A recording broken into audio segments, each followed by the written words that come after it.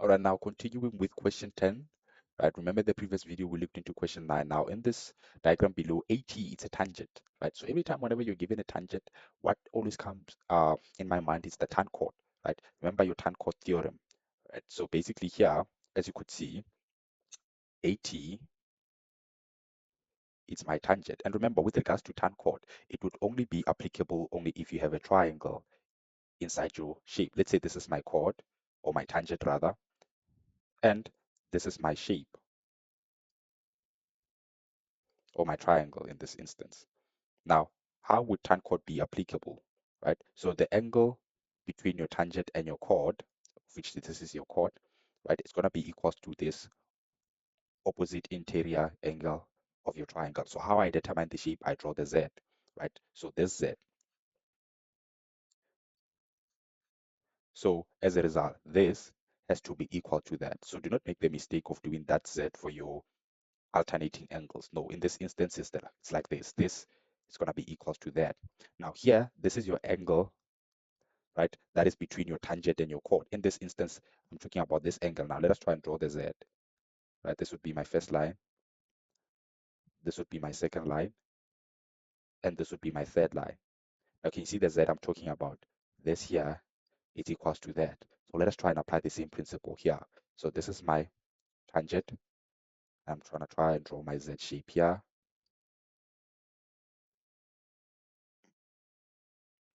Right. Now can you see the Z? The angle between my tangent and the chord is going to be equals to that. Right? Already, based on the information that I'm given, I was able to identify that.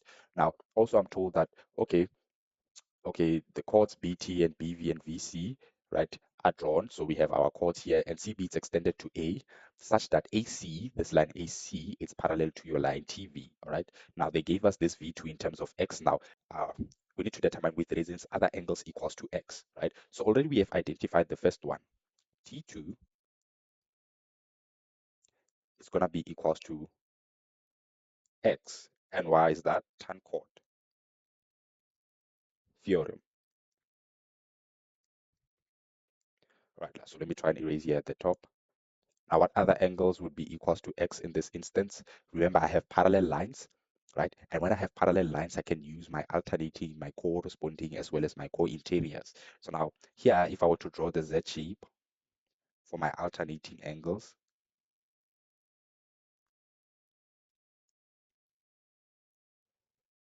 now can you see that this angle is going to be equals to that angle, right?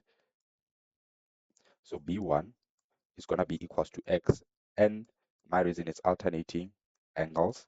I need to name my parallel lines. In this instance, I'm going to say AC, it's parallel to TV. Those are my parallel lines. Always name your parallel lines. AC, it's parallel to TV.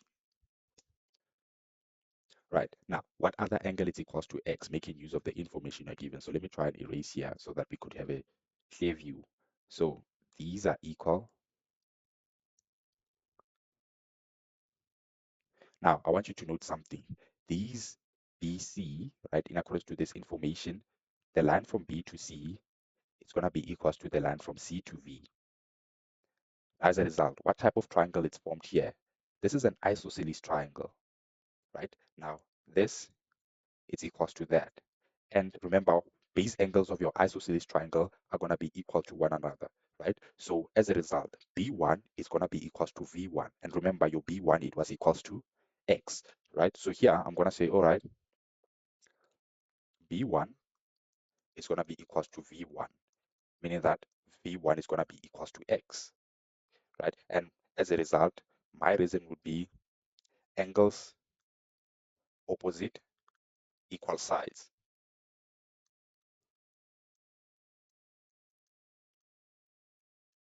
right? So another angle that is equals to X, it's V1.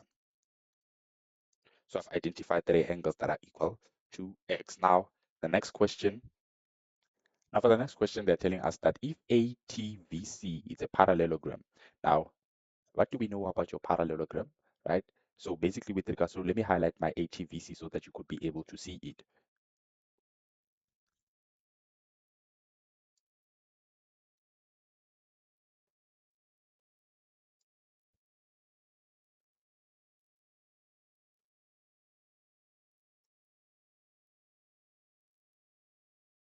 right? So this is the parallelogram we are talking about. Remember, what properties do we know about parallelogram, right? Opposite sides, besides opposite sides being parallel, we know that opposite sides are equal, as well as opposite angles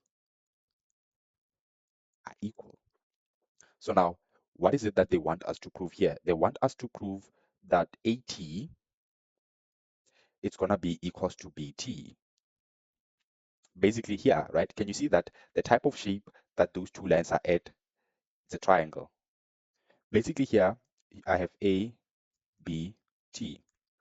If I could prove, remember your isosceles. Basically, we're trying to prove that this triangle is an isosceles triangle, and your isosceles triangle has two properties.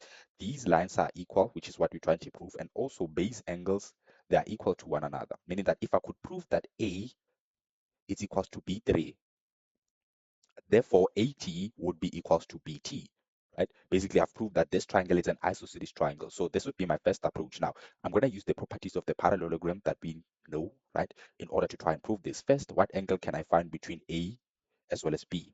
Now, remember, opposite angles are equal in a parallelogram. These two angles here, they're going to be equals to 2x. As a result, your angle A would also be equals to 2x. All right. So here, this is my first point. Angle A, so it's important for you to know the properties of your shape. So angle A is going to be equals to 2x. Why is that? Opposite angles of a parallelogram are equal, right? So now, after, let me try and find my B3, right? And see if B3 would be equals to 2x. Now, let me see if I could find B3 using the information that I have here. Now, I want you to note something. Look at this shape, B, C, D, T. Now, this is a four-sided shape in which its points are on the circumference of the circle, right? Meaning that this is a cyclic quad, all right? So as a result, what properties of a cyclic quad do we know? We know that, all right, opposite angles of a cyclic quad, they are supplementary, right? Basically, these two, when you add them, they're going to be equals to 180. Another property that we know is that the exterior angle of a cyclic quad is going to be equals to the opposite interior angle, right? And the other one, it relates to this. If this is a cyclic quad, therefore this, it should be equals to that. Now here, what principle can we use? Now let us see where our B3 is situated. Remember, we're trying to solve for B3 now to see if it will be equals to 2x. Now let me erase these. Now B3 is an exterior angle of this cyclic quad, and this exterior angle is going to be equals to the opposite interior angle. In this instance, this is the opposite interior angle, right? So here I'm going to say B3 is equals to angle V, right, as a whole. B3 is equals to angle V as a whole. Why is that? Exterior angle of a cyclic quad,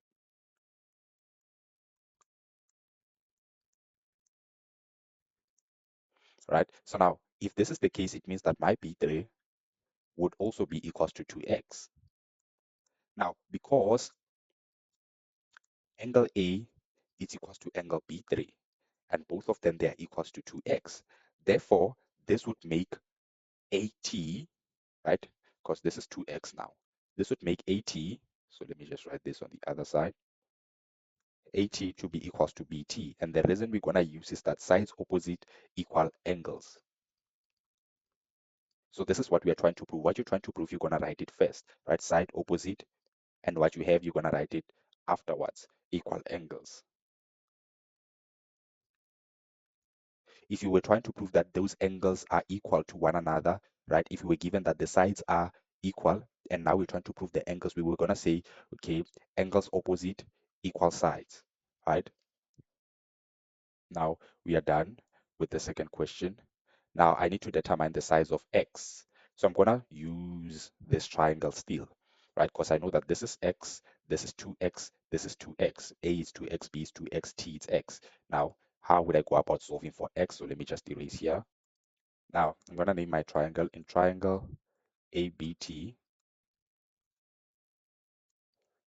If I take angle A and I add it to B3, and I add it to T2, everything should be equals to 180.